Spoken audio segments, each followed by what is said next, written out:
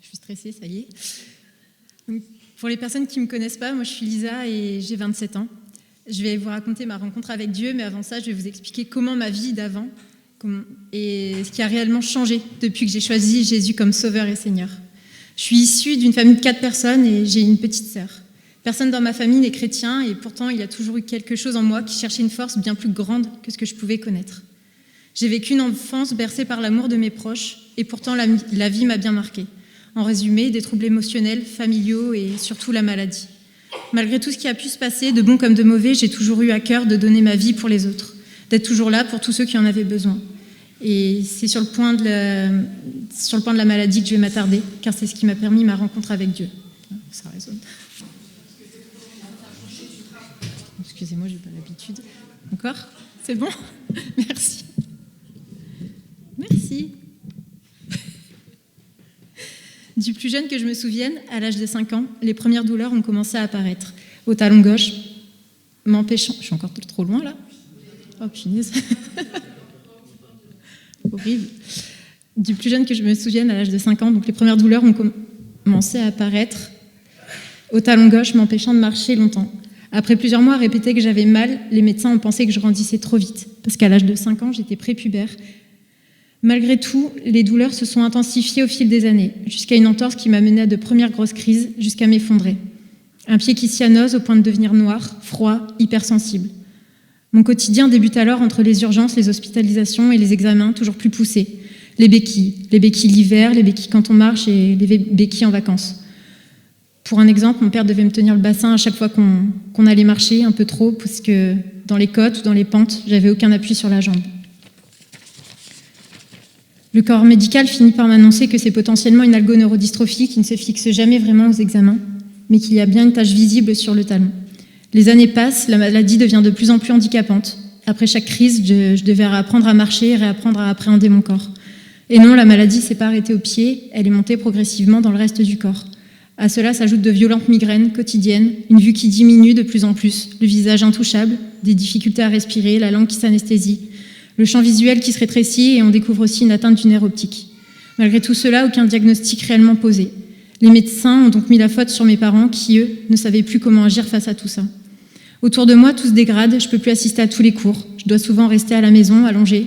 Tout devient très compliqué. Je quitte le lycée avec quand même l'obtention de mon bac et là, tout change dans ma tête. Comme le corps médical n'est pas en mesure de trouver ce qui est à l'origine de mon handicap, je décide d'agir comme si de rien n'était.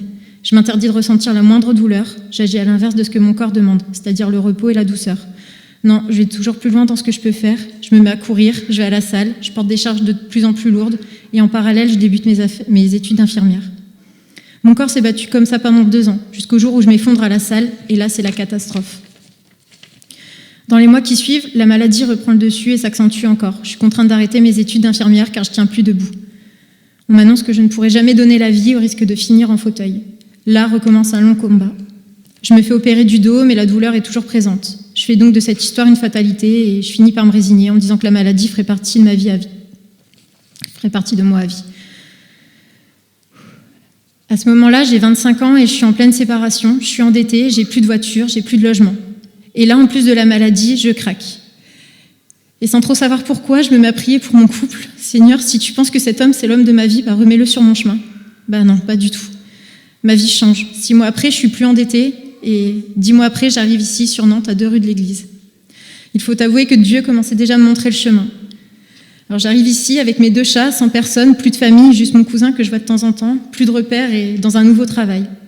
À cette période, je ne savais pas trop encore ce que je croyais. Je priais des guides, des saints et Dieu de temps à autre. C'était assez flou. Mais sur cette année 2025, les choses se sont réellement accélérées, sans que je comprenne pourquoi. Plusieurs signes sont apparus à moi. Je démarre un nouveau travail chez Vérissure, toujours aussi physique, mais quoi qu'il en soit, je ne voulais pas me priver, toute ma vie à cause de la maladie. Je rencontre 3 personnes qui m'ont menée à Dieu. Ces 3 personnes étaient chacune dans mon équipe et à des moments différents de l'année. Une quand je suis arrivée, une en mai, et une en septembre. Cependant, je fais une nouvelle rechute plus forte que les autres. Je me bats contre la maladie une nouvelle fois. Je me demande même à adapter mon poste, car la route me fatigue et devient de plus en plus dangereuse. Les douleurs sont horribles, j'ai la sensation d'os cassés à chacun de mes mouvements.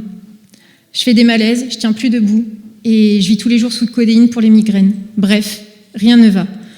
Mon corps ne tient plus seul, et j'ai aussi le poids du passé qui revient. Et là, un matin, je me lève et la première phrase qui me vient, c'est « Et moi ? Et moi qui peut m'aider, qui est capable d'entendre et de porter ma souffrance, moi qui ai toujours été là pour les autres. » C'est là que tout change. Plusieurs signes se manifestent très rapidement. En vacances, je vois mon nom de famille écrit sur l'horloge d'une église. Mes parents viennent ici, on visite l'église d'Orvaux et la seule chose que je parviens à faire, c'est de demander et de supplier le pardon. Parce que oui, avant tout ça, j'étais aussi une fille du monde, dans le péché, dans l'amusement et avec un caractère plutôt impulsif. À la sortie de cette église, je sais, sans comprendre pourquoi, que je veux me faire baptiser.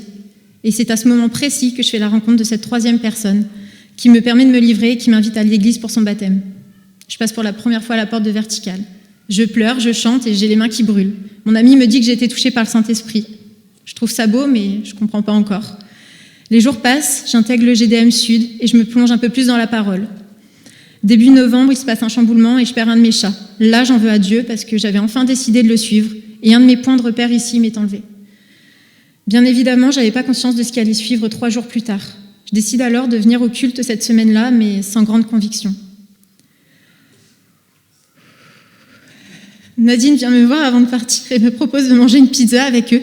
Et sans raison, je dis oui, alors que j'aime pas la pizza. La soirée se passe et on discute, et là j'apprends que Ruben a été atteint de la même maladie que moi. Il souhaite prier pour moi, sauf que je n'avais pas compris qu'il voulait prier là, tout de suite, sur le boulevard, devant tout le monde et devant la pizzeria. Alors tous les deux posent leurs mains sur moi et commencent à prier. Et là, c'est ce moment où j'ai rencontré Dieu, et j'ai eu ce rideau de lumière qui m'a rempli, cet amour fou et qui a chamboulé ma vie. Je pleure. Je pleure, je ris, je comprends pas ce qui se passe, mais je sais que quelque chose en moi a complètement changé. 4 jours après ça, sans douleur sur la jambe, je reprends le sport. C'était incroyable. Dieu était réellement présent avec moi. Une autre prière est faite pour une restauration complète. Et dans les jours qui ont suivi, j'ai également passé des examens en clinique ophtalmologique. Les médecins m'ont alors annoncé qu'aucune atteinte du nerf optique n'avait été décelée. Mon champ visuel restait réduit, mais l'atteinte n'était plus évolutive. Elle était désormais considérée comme séquelaire. Aujourd'hui, je suis fière de me tenir devant vous, sans lunettes, sans douleur et sans malaise.